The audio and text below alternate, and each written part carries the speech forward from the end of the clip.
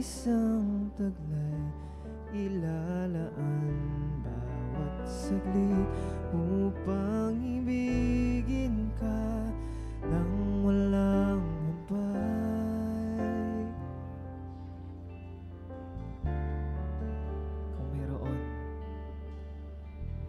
Kung mayroon lamang akong 1,000 buhay, hindi pagkakait lahat sa'yo'y ibibigay.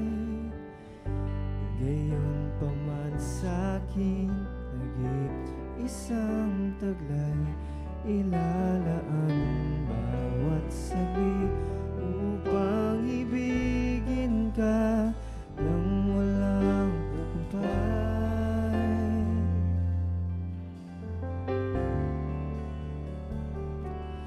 Gaya ng dagat na hindi napapawagan sa pag-alon, puso ko ay sa'yo magmamahal sa habang panahon.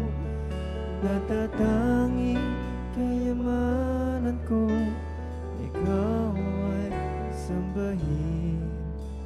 Wagas na pagsintay iyong tigil, kalakip ng awitin.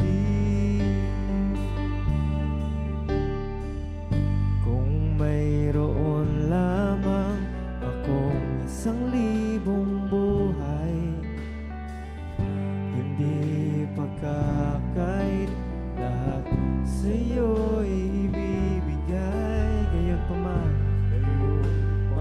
sa'kin naging isang taglay, ilalaan bawat saglit upang ibigin ka nang walang humpay.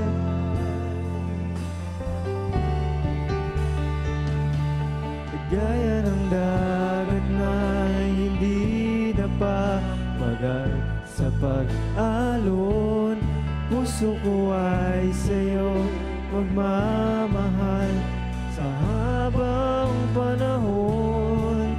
Natatanging kayamanan ko, ikaw ay sambahin.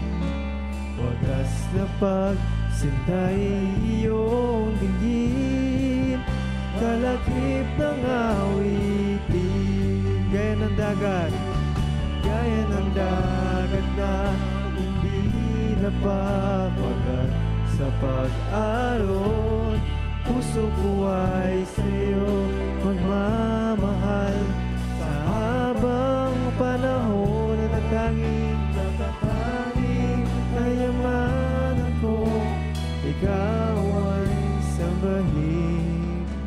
Wagas na pagsintay iyong digin,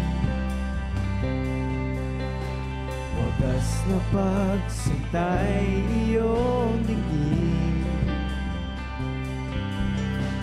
wagas na pagsintay iyong digin, kalakip ng awitin. Palakpakan tayo ng Diyos. Hallelujah, Jesus.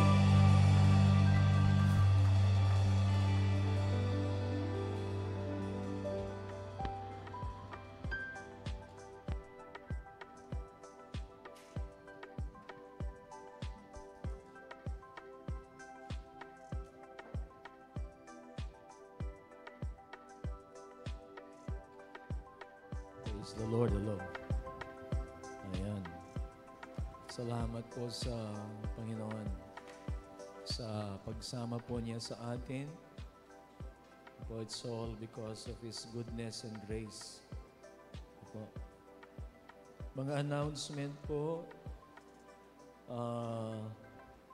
Meron po tayong prayer gathering sa Thursday at saka doon po sa Friday ng Holy Week. Ano po? 5 a.m. po yon hanggang 7 a.m. dito po sa church. So tayo po ay mananalangin sama-sama at patuloy na hanapin ang mukha ng Panginoon. Ano po, ang kanyang presensya nawa ay samahan tayo. Ano po, dito po sa ating Holy Week na prayer gathering, 5 a.m. to 7 a.m. Magsa-celebrate din po tayo ng Resurrection Sunday. Ano po, yung April 20, no?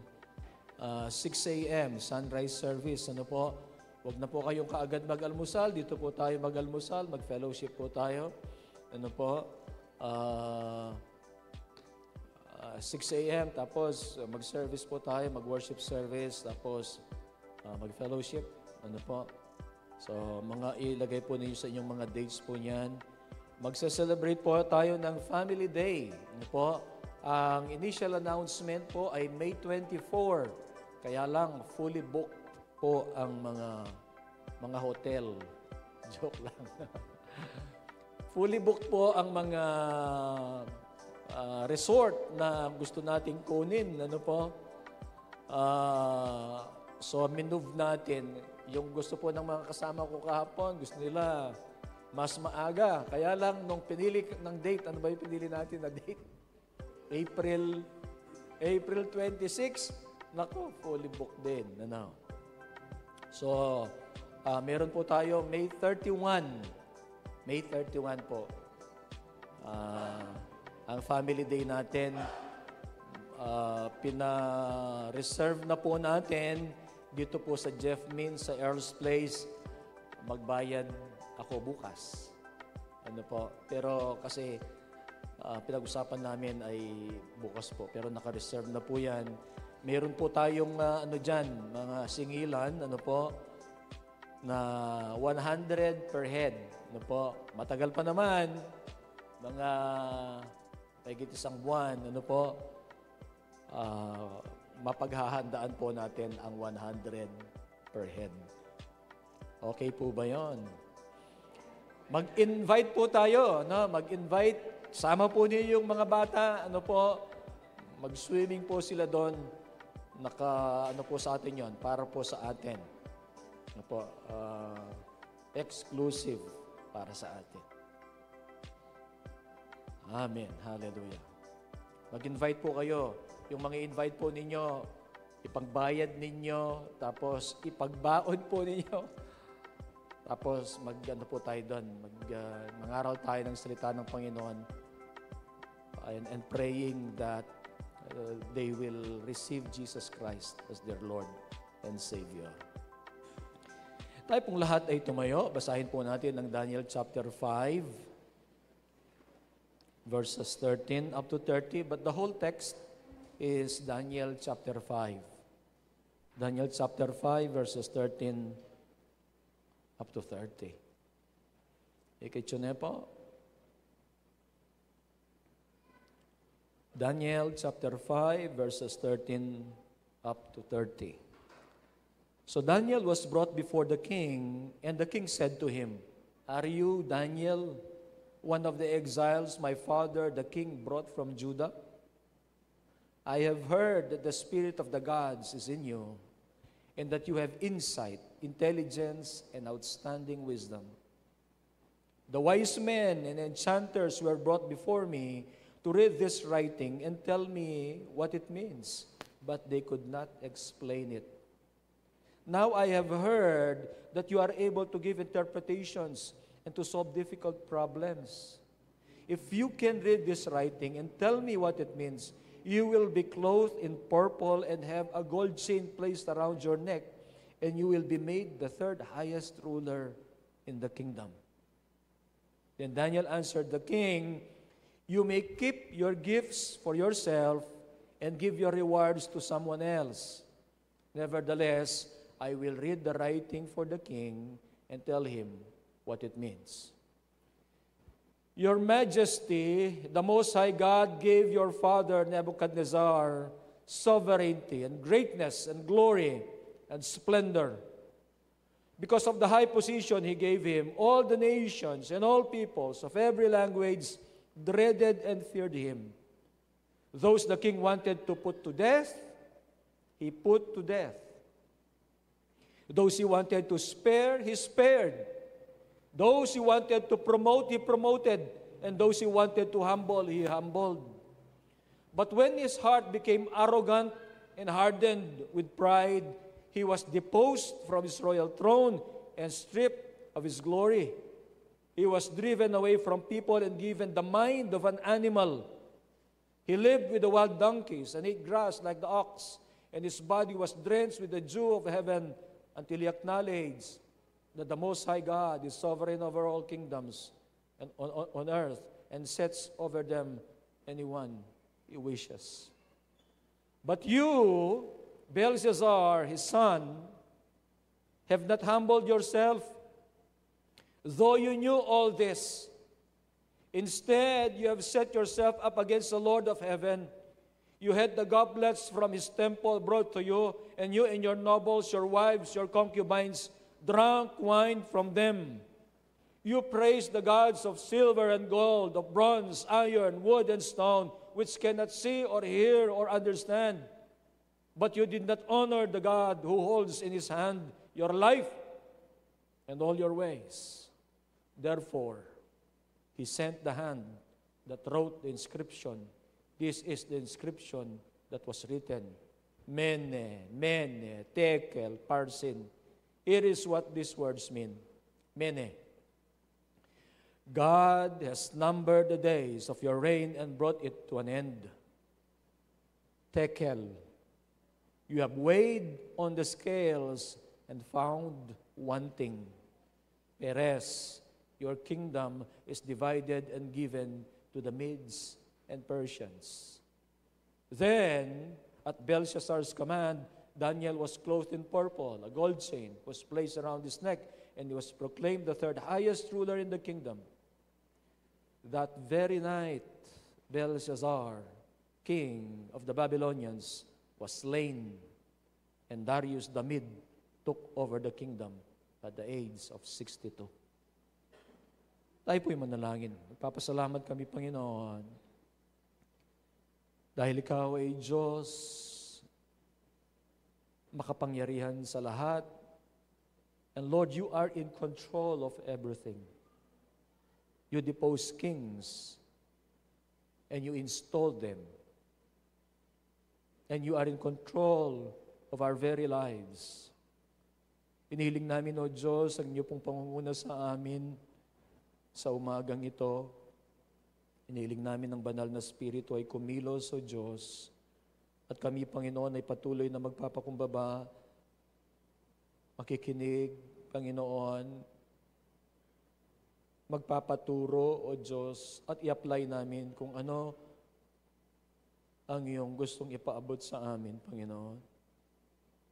Cleanse our hearts, our minds. Lord, we pray that in everything that we will do, think,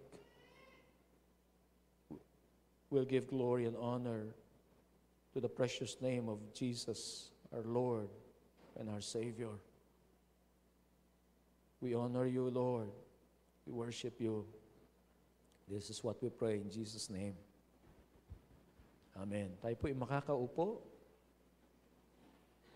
Mayroong mga tao na challenge po nila ang Diyos. Meron. Hindi sila naniniwala sa Diyos, o kaya iniisip nila walang magagawa ang Diyos doon sa kanilang kalagayan o doon sa kanilang pagmamalabis. Isa pong halimbawa si Pharaoh. Ang sabi po ni Pharaoh said, I'm reading Exodus 5:2. Pharaoh said, "Who is the Lord that I should obey Him and let Israel go?" Nino yung Diyos? Ano? I do not know the Lord, and I will not Israel go. Sina-challenge niya ang Diyos. Ano? Kasi pumunta po si Moses, ang pinapasabi ng Diyos ng Israel, "Let my people go." Ang sabi niya, sino Si Yahweh? Sino ang Diyos? Na dapat ko ba siyang sundin at palayain ang Israel? Hindi ko kilala ang Diyos na yan. They challenge God. Ako po ay naniniwala na lahat ng mga makapangyarihang haring ito, si Faraon, si Nebuchadnezzar, si Belshazzar, o kung sino mang makapangyarihang hari na namumuno, they were given the chance to believe and put their faith in God. But because of their pride, at doon po sa nalasing sila doon sa kapangyarihan na meron sila, and it's as if they were thinking that's an absolute power na meron po sila. They did not believe in God. And they persist in their pride and in the hardness of their hearts. Belshazzar was a king who didn't have regard for God and the things of God. Verses, makikita po natin yung whole context po nito. Yung sa verses 1 to 5. Babasahin ko po. King Belshazzar gave a banquet for 1,000 of his nobles and drank wine with them. At ito po ay matagal. Ano po, hindi lamang po ito, 2 araw, 3 araw, nasa 2 weeks po ito. Talagang walang taros ng pagsasaya. He gave a great banquet for 1,000 of his nobles and drank wine with them. While Belshazzar was drinking his wine, he gave orders to bring in the gold and silver goblets that Nebuchadnezzar, his father, had taken from the temple in Jerusalem. Okay. Di po ba si Nebuchadnezzar, sinakop niya yung Jerusalem? At lahat po doon sa templo, mga gamit na pinrovide ni Solomon noon, nung binil po yung templo, no? Kinuha nila lahat yun. Dinala sa Babylon. Si Belshazzar po, hindi po siya descendant, hindi po siya talaga anak ni Nebuchadnezzar. Parang yung kasunod lang siya, na kasunod na naging hari. Ano po? Kasi pag tinatawag na kapag naging parang predecessor ka, no? Ang tawag ay father. As in the Bible, ano po ginawa niya? Ang tawag ay his father Nebuchadnezzar. But he is not, Belshazzar is not a direct na line po. O hindi siya anak. No?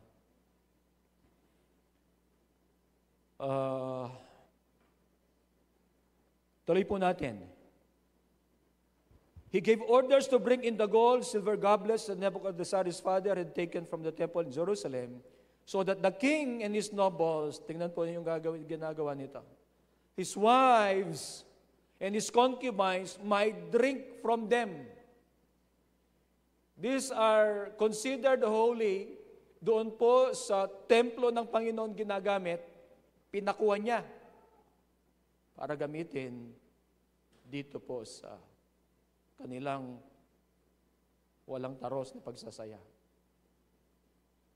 Verse 4, as they drank the wine, they praised the gods of gold and silver, of bronze, iron, wood, and stone. Imagine po yun. Yung mga bagay na patungkol sa Diyos, mga bagay na dinedicate sa Diyos, mga gamit po sa templo, anong ginawa po nila? Habang ginagamit nila ito, naglalasing, nagsasaya, they praise the gods of gold and silver, of bronze, iron, wood, and stone. Imagine po ninyo ang ginawa nilang kalapastanganan doon sa Diyos. Verse 5, suddenly, the fingers of a human hand appeared and wrote on the plaster of the wall near the lampstand in the royal palace. The king watched the hand as it wrote. His face turned pale, and he was so frightened that his legs became weak and his knees were knocking. Ginalgalya pong husto. Bakit? Mayroon siyang nakita, kamay, nagsusulat sa dingding. At ang mabigat nito, hindi nila alam kung ano yung nakasulat. Pinatawag niya ang lahat ng mga enchanters, astrologers, diviners, doon po sa kaharian. Hindi mabasa kung ano yung nakasulat. Yun ang kanyang ginawa. Mag-advance po ako ng konti doon sa nakasulat. When Belshazzar was weighed, nung siya po ay tinimbang doon sa weighing scale ng Panginoon, ng Diyos, if he was found wanting. Ang sabi, tinimbang ka, ngunit kulang.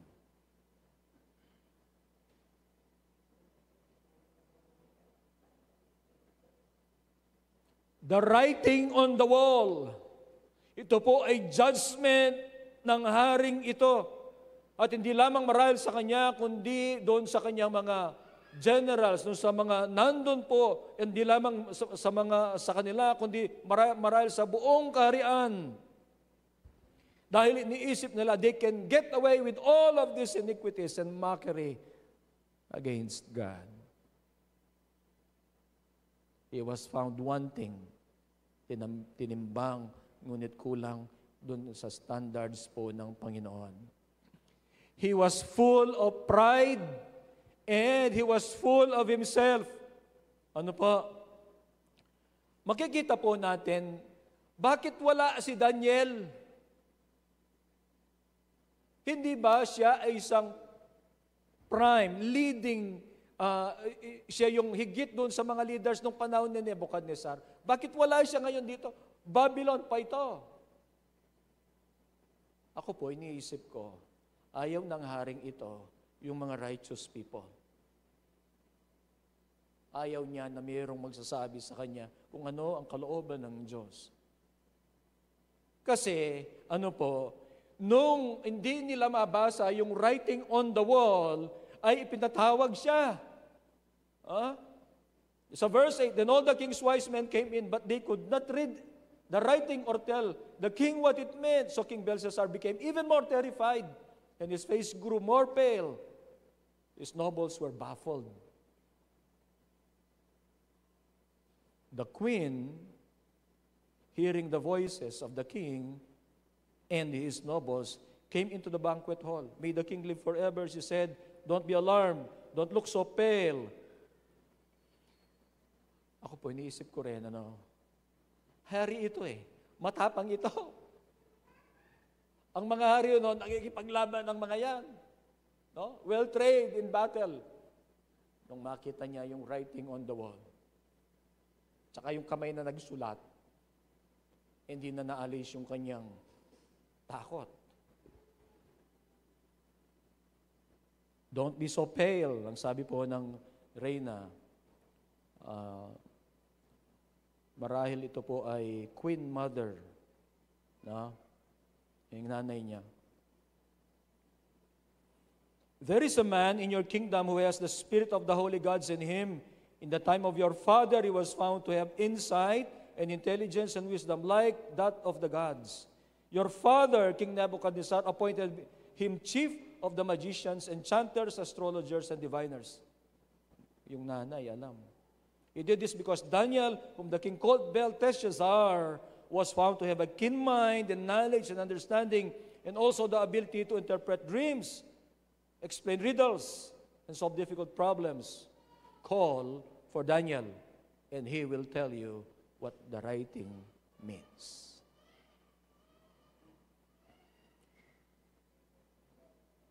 Si Daniel po, dinala ngayon.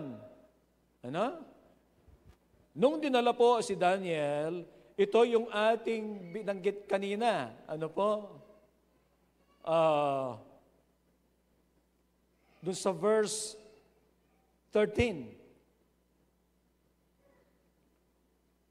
Pero babasahin natin po nung dumating po si Daniel, bibigyan natin ng emphasis po yung sa verse 13, kung paano magsalita yung hari. Sabi niya, so Daniel was brought before the king, and the king said to him, "Are you Daniel, one of the exiles my father the king brought from Judah?" Ito yung taong pinatawag nila. Pagkatapos, na siya ang nag-expect na sila magbibigay ng kaliwanagan doon sa nakasulat doon. Pagkatapos, ang kanyang bati sa kanya, "Are you, Daniel, one of the exiles?" Ibig sabihin, I have authority over you. You are just an exile. One of the exiles my father, the king, brought from Judah.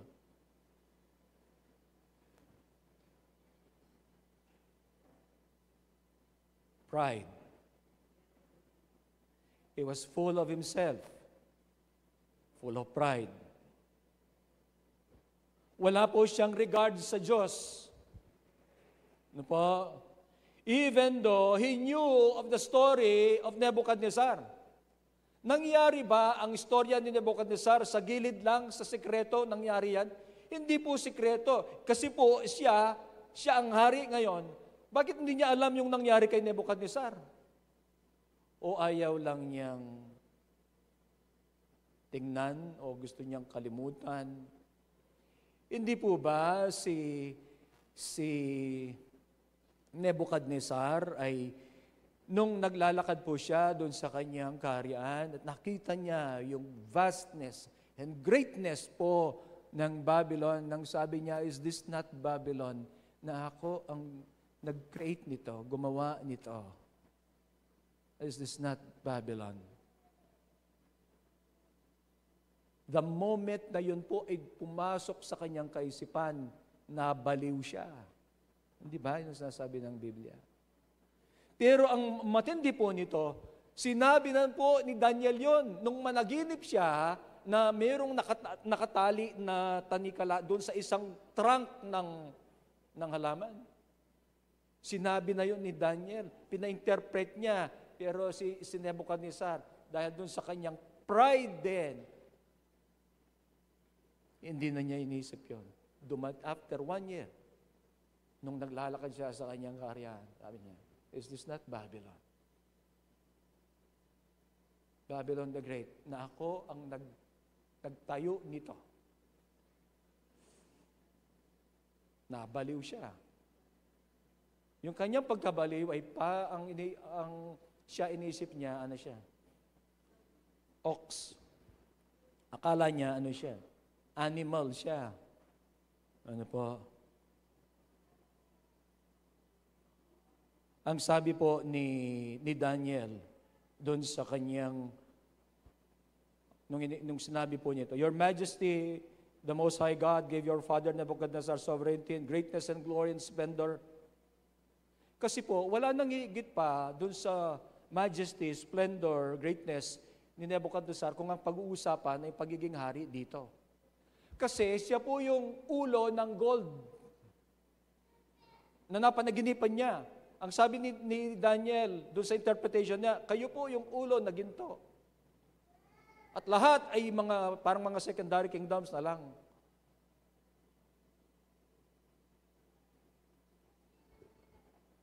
Because of the high position he gave him, all the nations and peoples, every language, dreaded and feared him. The king wanted to put to death, he put to death. Those he wanted to spare, he spared. Those he wanted to promote, he promoted. And those he wanted to humble, he humbled. Imagine that power. Tao po ito.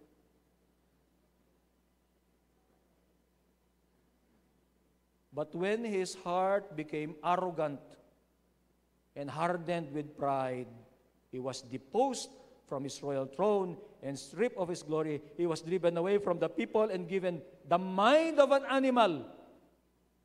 He lived with the wild donkeys and ate grass like ox. and his body was drenched with the dew of heaven until he acknowledged that the Most High God is sovereign over all kingdoms on earth and sets over them anyone he wishes. May baliw ya.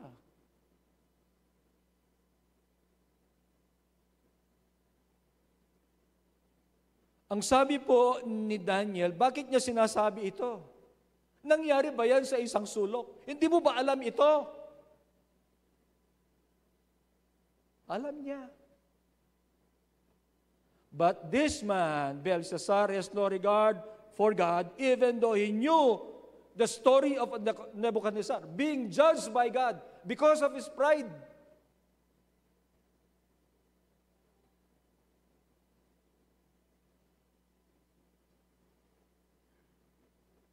Bakit natin alam na alam ni Belshazzar? Verse 22. But you, Belshazzar, his son, have not humbled yourself, though you knew all this. Dapat sana, ang sinasabi ni Daniel, God opposes the proud, gives grace to the humble. Alam mo ito. Alam mo ang istorya ng nauna sa iyo na hari. Nung siya nagmamataas, binaba siya ng Panginoon. Hindi ka ba natuto doon? Na-restore lang si Nebuchadnezzar when he acknowledged God.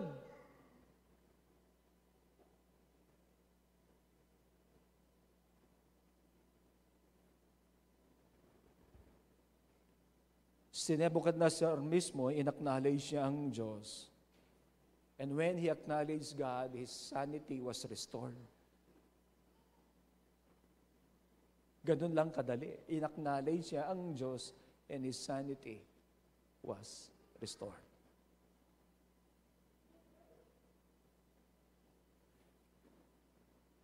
Ang taong ito, si Belshazzar, nung sila po ay nagsasaya, marahil,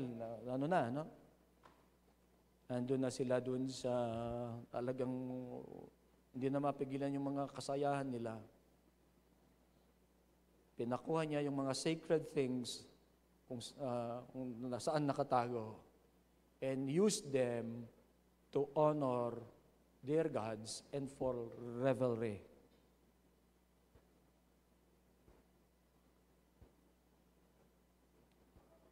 This man indulged in excess. This man indulged in his pride, and his arrogance and pride led him to his downfall. Yun ang pinupunto po ni Daniel. Alam mo ang lahat ng ito. Instead, you have set yourself up against the Lord of heaven. Lumalaban sa Diyos. Nung pinakuha niya yung mga bagay na kinukonsider po ng mga bayan ng Diyos na banal, ginagamit sa pagsamba sa Panginoon, pinakuha niya, ginamit doon po sa mga bagay na paglaban sa Diyos. You have set yourself up against the Lord of heaven. You had the goblets from his temple brought to you, and you and your nobles, your wives, and your concubines drank wine from them. You praise the gods of silver and gold, of bronze, iron, wood, and stone, which cannot see or hear or understand. You did not honor God.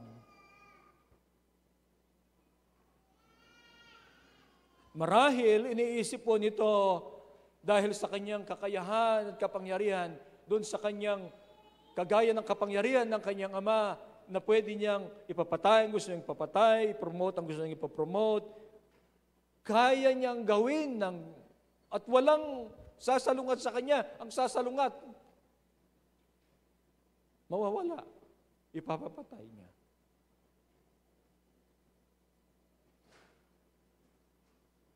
But that led to his downfall. Inisip niya, he is not responsible to anyone. Iniisip niya, gagawin niya ang gusto niyang gawin.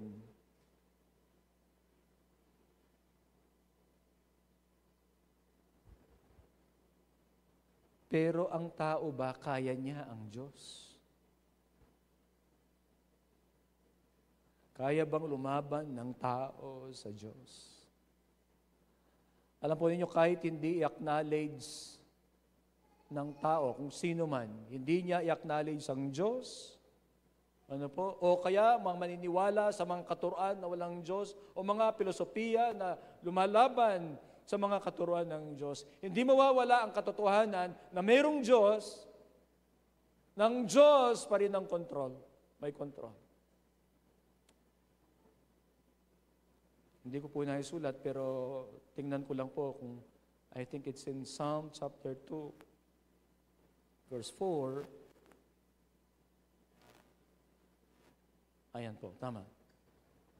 The one enthroned in heaven laughs. The Lord scoffs at them. Ano? Yung sa verse 1 po kasi ng Psalm 2, sabi niya, why do the nations conspire and the peoples plot in vain? The kings of the earth rise up and the rulers band together against the Lord and against His anointed, saying, let us break their chains and throw off their shackles. Akala nila pwede silang lumaban sa Diyos. But the Lord is in heaven.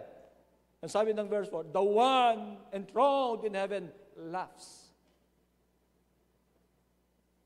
Hindi nila kakayanin ng Panginoon.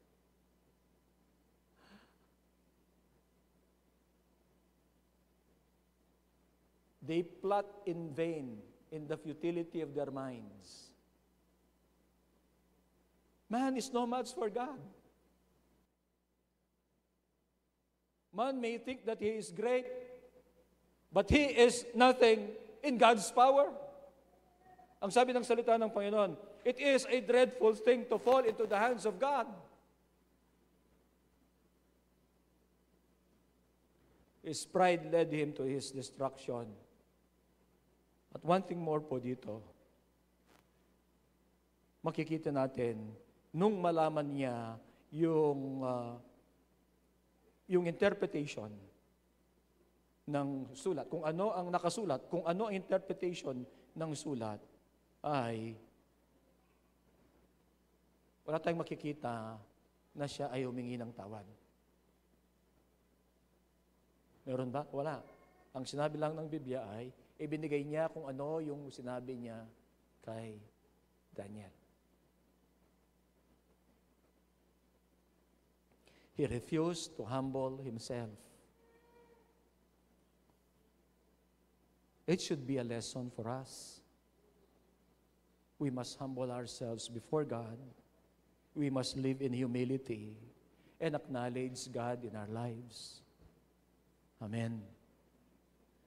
Because pride will lead to destruction.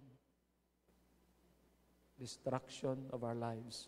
In fact, kung itong chapter 5 na to, nung sila ay pinatawag si Daniel, at nandun si Daniel, nung interpret po ni Daniel ito, kung yan ay umaga o hapon man, kinagabihan, napatay si Belshazzar. Sabi yan ng Biblia eh. Kinagabihan lang. Nandun na yung judgment ng Panginoon dun sa kanyang arrogance and pride. Ano po? Pride leads to destruction. Number 2 po, God's judgment is certain. Everyone will give an account to God. Tayong lahat. Everyone. Kung paano tayo namuhay, kung ano yung mga sinabi natin, lahat. Ano po, we will give an account to God. Si Daniel, he was able to read the writing on the wall. At ang writing on the wall, it was God's judgment on Belshazzar and his kingdom. Ano ba ang sinasabi po ng nakasulat? This is the inscription that was written, Mene, mene, dalawa, ano, pares lang, mene. Tekel, parsin. Here is what these words mean. Sabi niya, yung mene na lang, isa na lang. Pero kasi pag sa Bible po, pag dalawa, binabanggit niya, ini-emphasize niya yan. Parang sinasabi ni Jesus, verily, verily, I say unto you. Merong emphasis yan. Ano po? Mene, dalawa. God has numbered the days of your reign and brought it to an end. Imagine, this is a superpower country, kingdom. Hindi sila mag-iisip po na sila ay matatalo. At ang kanilang kaharian, yung kaharian ba, kingdom, castle, or whatever, kung ano pa yung tawag natin doon. Yung castle nila, ano yan? Well, ano yan? Guarded. Ano? Meron yatang ilog na pumoprotekta dyan. Pero magaling yung ano po si Cyrus. Sabi ng iba, si Cyrus at saka si Darius, parang isa lang. Yung iba naman, sabi nila, dalawa sila. Medes and Persians, ano po. Parang yung agos ng tubig, binlock nila para yung protection ng castle ay mawala. Pero tiyempo lahat ito, of course, it's all in the will of God. Nagsasaya sila. Walang gaanong labanan dito. Na-conquer sila. Na-conquer po ang Babylon, walang gaanong labanan. Bakit? Verse 1. Mayroong great banquet. They drank wine. Hindi sila nakapag-resist.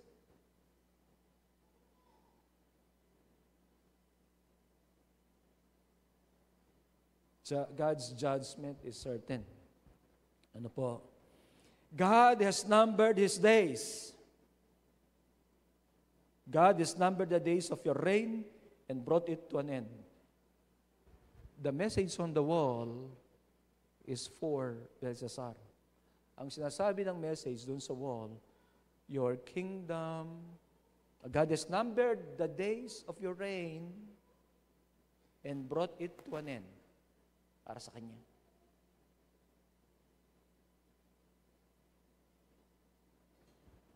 His days and reign come to an end.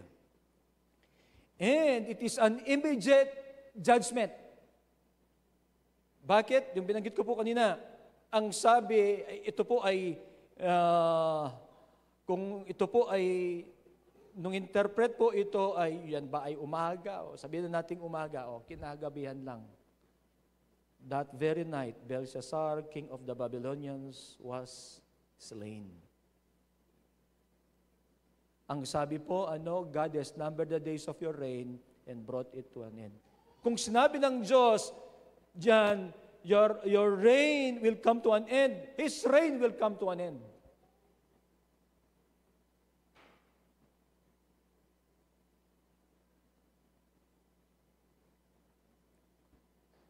He didn't want to listen to good advice. Sabi ko nga po kanina, bakit mawawala si Daniel? Di ba siya yung prominent talaga na advisor po ni Nebuchadnezzar?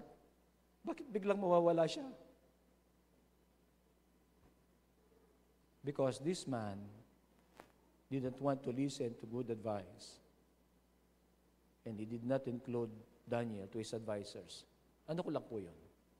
Hindi naman sinabi ng Biblia. Pero magtataka, bakit wala siya?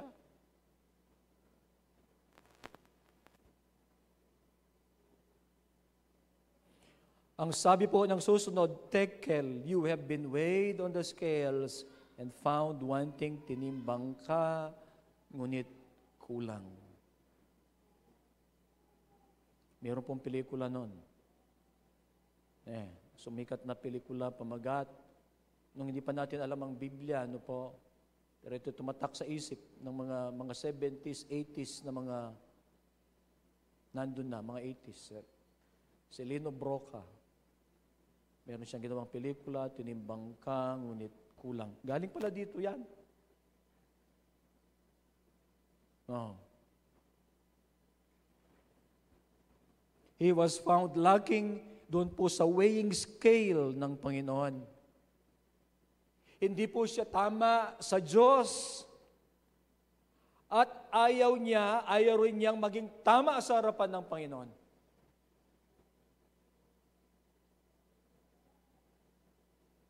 Nung marinig po niya ang mensahe na to, hindi siya nag-desire na gusto niyang itama ang kanyang sarili sa harapan ng Diyos. Kahit meron ng mensahe directly ang Panginoon sa kanya. Kahit doon sa writing on the wall.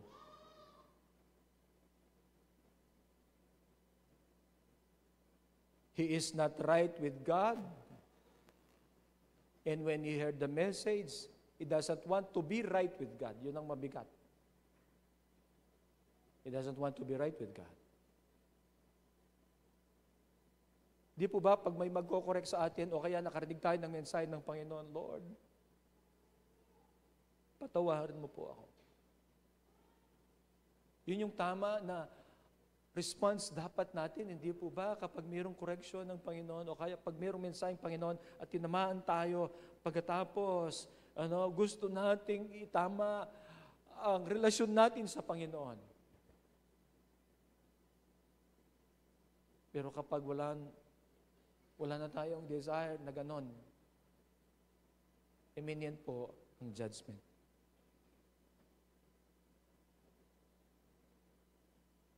At siya mismo ang tumatawag ng judgment sa kanyang sarili.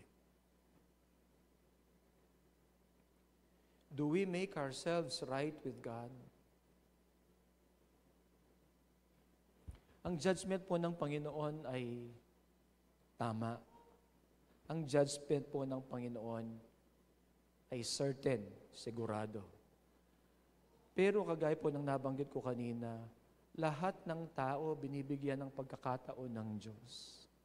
Lahat. Yung mga tao po, marahil doon sa kapanahonan po ni Peter, nagsasabi, bakit ang tagal naman dumating ng sinasabi ninyong Panginoon?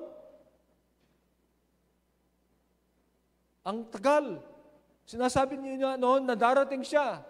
Tama po yung kanina, sa pagtunog ng trumpet. Bakit ngayon, hanggang ngayon, wala pa? Tinatanungan nila noon, nung sumulat po si Peter. Alam niyo sagot ni Peter? Binibigyan niya ng pagkakataon ng lahat. Lahat. Binibigyan ng pagkakataon. Nasa tao po kung siya ba ay lalapit sa Diyos. Do we make ourselves right with God? Make ourselves right with God before it's too late. Mayroon tayong pagkakataon. Bawat araw, binibigyan tayong pagkakataon ng Panginoon na mamuhay ayon sa Kanyang kalooban, mamuhay ng tama, malapit sa Kanya. Let us come to Jesus. Ang invitation ng Panginoon, lumapit kayo sa akin. Sabi po ng Biblia, hindi niya itinataboy ang sino man na lumalapit sa Kanya. Sa anumang paraan, hindi niya itinataboy. Lumapit tayo sa Panginoon. He is our mediator. Sa Diyos. Siya ang namamagitan sa atin. God's judgment is certain. God's word never fails. Number 3, God's word never fails. What God has spoken, it will happen. Nung sinabi po ng Diyos kay Belshazzar, God has numbered the days of your reign and brought it to an end. Nung kinagabihan po, siya po ay, ano ba sasabihin ko? Kinuha ng Diyos? Hindi siguro. Siya po ay namatay, natalo. Sa labanan. And he was slain. Ibig sabihin, hindi po yan naatake. Slain nga Pinatay ng mga kalaban. God has numbered the days of your reign. Naputol na yung kanyang paghahari. And brought it to an end.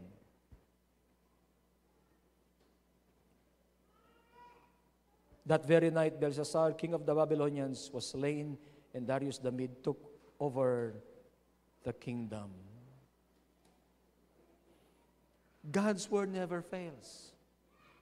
Ito rin po ay pinrophesy ni Daniel, doon po sa Daniel chapter 2, through the dream that Nebuchadnezzar had dreamed.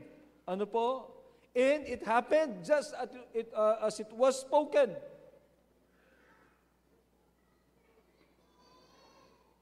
Daniel chapter 2. I'll be reading sa verse 36. 2:36. This was the dream. Ito ni si Daniel. Sinasabi niya yung panaginip at i-interpret niya. Pero di po ba ang hari ayaw niya sabihin kung ano ang panaginip? At tinatanong niya yung interpretation nung sinabi ng mga enchanters, magicians, sabihin po niyo sa amin kung ano ang panaginip at interpret namin sa inyo. Ayaw niya. Si Nebuchadnezzar, ayaw niya. Ang sabi niya, sabihin niyo sa akin kung anong panaginip ko at interpret niyo. Alam ko na alam niyo tama ang interpretation kapag sinabi niyo sa akin, walang makagawa. In fact, sinabi ng kaniyang mga enchanters, magicians, advisors, sabi niya, wala po sa nakaraan at wala po sa darating na panahon ang ganyang request o kanyang utos na gagawin niya sa kanyang mga masasakupan.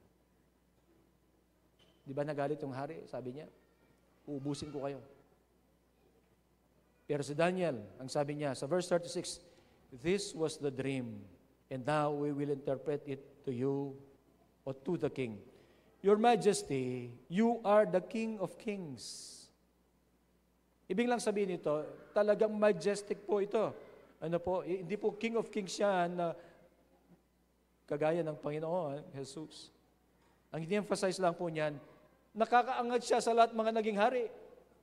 You are the King of Kings. The God of heaven has given you dominion and power and might and glory. Saan galing? Sa Diyos. Hindi po sa Kanya. Hindi galing po kay Nebuchadnezzar. Sabi niya, maliwanag ang sinabi ni Daniel, the God of heaven has given you dominion and power and might and glory. In your hands, He has placed all mankind and the beasts of the field and the birds in the sky. Wherever they live, He has made you ruler over them all. You are that head of gold. Gold. Tingnan po ninyo. Si Daniel, hindi niya po inuuto-uto itong hari. Sabi niya, after you, ibig sabihin, mayroong kagana ng pag-aari mo. After you, another kingdom will arise inferior to yours. Hindi ba't nangyari ito? Kung babasahin mo lahat po yan, alam niyo po, itong mga paghahari ng mga to, nandito na tayo sa paa. We are in the last days. We are in the last of the last days. Dumating na po yung pagkatapos ni Medes and Persians, yung Greek. Si Alexander, Romans, yung mga Romans. Tapos, ano-ano na, yung mga maliliit na mga kingdoms na. Tapos mga bansa. Nandiyan na tayo yung sa paa. The point here is, the Word of God never fails. Ang sabi po ni Jesus, heaven and earth will pass away, but my words will never pass away. Ilagay po natin ang ating buhay, ano po ang ating pananampalataya sa salita ng Diyos. God's Word is reliable. What it has said, it will come to pass. Bakit tayo nag-aaral ng salita ng Diyos? Bakit ang mga basehan natin ng salita ng Diyos? Sa ating mga pangangaral, sa ating pagsamba sa Diyos, bakit natin pinag-aaral ito? Heaven and earth will pass away, but my words will never pass away. Let us continue to believe in the Word of God. Amen. Huwag tayong manghinawa, huwag tayong manghina, huwag tayong mawalan ng pag-asa sa salita ng Diyos. Totoo po yan. Mangyayari po ang mga yan. Mangyayari na babalik si Jesus. Let us put our trust and hope in the Word of God. It will never fail. It will never fail. Amen.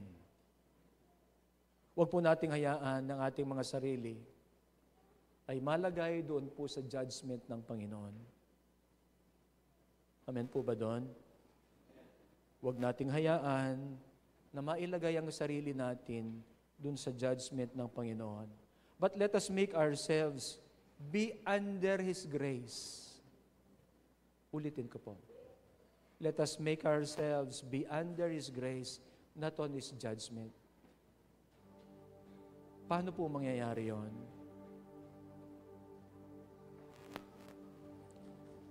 Through Jesus Christ, our Lord. May we be found not lacking. Pag tinimbang po tayo sa timbangan ng Diyos, hindi po tayo magkukulang. Titimbangin ka ng Panginoon.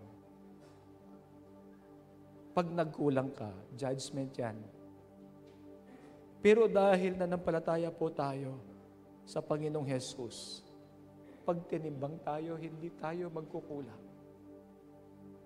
It's all because of the grace of God, because grace of Christ in us. Ang sabi po ng salita ng Diyos, mercy triumphs over judgment.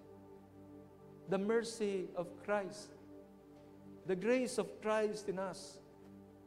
Tingnan po ninyo, sa benediction natin, the love of the Father, the grace of the Lord Jesus Christ, the grace of the Lord Jesus Christ be upon us all. Tanggapin natin yon. Ano po? May we be found not lacking in the weighing scale of God, and that is through Jesus Christ. Ano po? Sa mga darating po na linggo, weeks, we will be commemorating what Jesus Christ has done for us. Bigyan natin ng bagong emphasis po yon sa buhay natin. Ano po? A person who is in Jesus Christ will not be found lacking.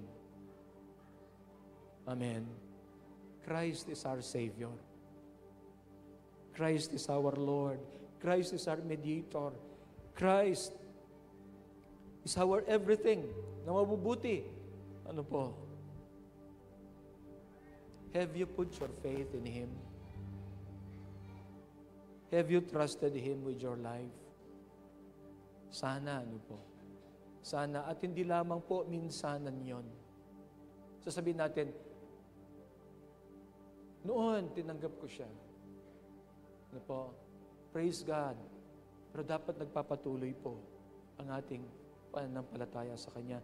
Hindi tayo po madadala sa kaparusahan, hindi tayo madadala sa judgment.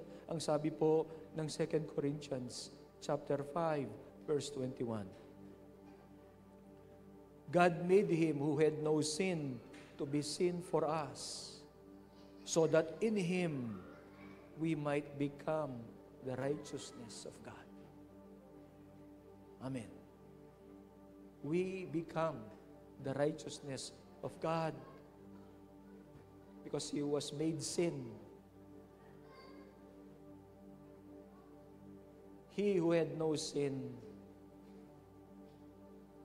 became sin for us. God made Him who had no sin to be sin for us, so that in Him we might become the righteousness of God. Katuwiran ng Diyos tayo because of what Christ has done. Amen. Tayo pong lahat ay tumayo.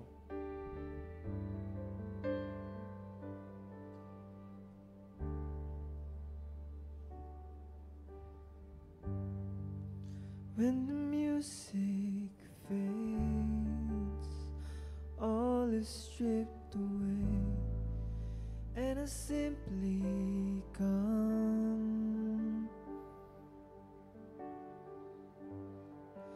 long just to to bring something that's of worth that will bless your heart. Bring you more than a song. I'll bring you more than a song, for a song in itself, it's not what you have required. You've searched much deeper within, through the way things appear. You're looking into my heart. I'm coming back to the heart of worship, and it's all about you. It's all about you, Jesus. I'm sorry, Lord, for the thing I've made it. Now it's all about you. It's all about you, Jesus.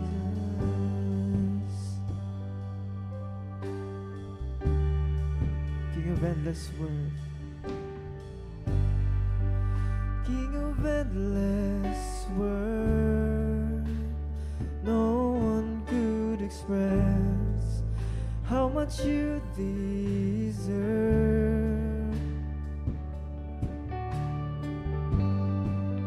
Though I'm weak and poor, all I have is yours, every single breath. I'll bring you more than a song. I'll bring you more than a song, for a song in itself, it's not what you have required. You search much deeper, you search much deeper within, through the way things are. You're looking into my heart. I'm coming back.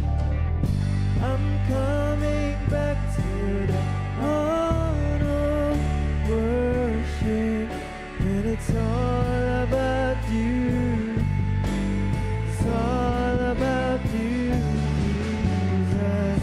I'm sorry, Lord, for the thing I've made it, and it's all about you. It's all about you. I'm coming back to the heart of worship, but it's all about you. It's all about you. I'm sorry, Lord, all the things I've made, and it's all about you. It's all about you, Jesus.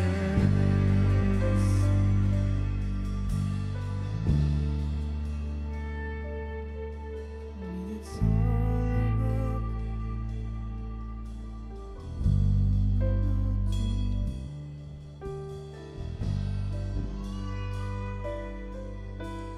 Hallelujah. Hallelujah, Lord. Ikaw ang nakakakita ng buhay namin, O Diyos.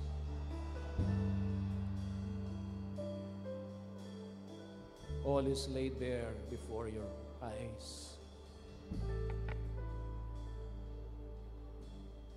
Linisin mo kami, Panginoon.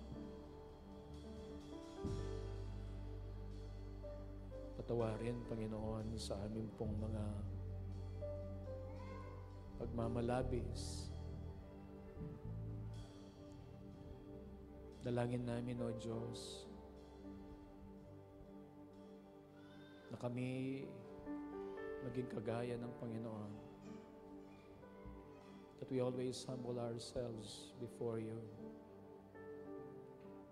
at sa aming kapwa, Panginoon.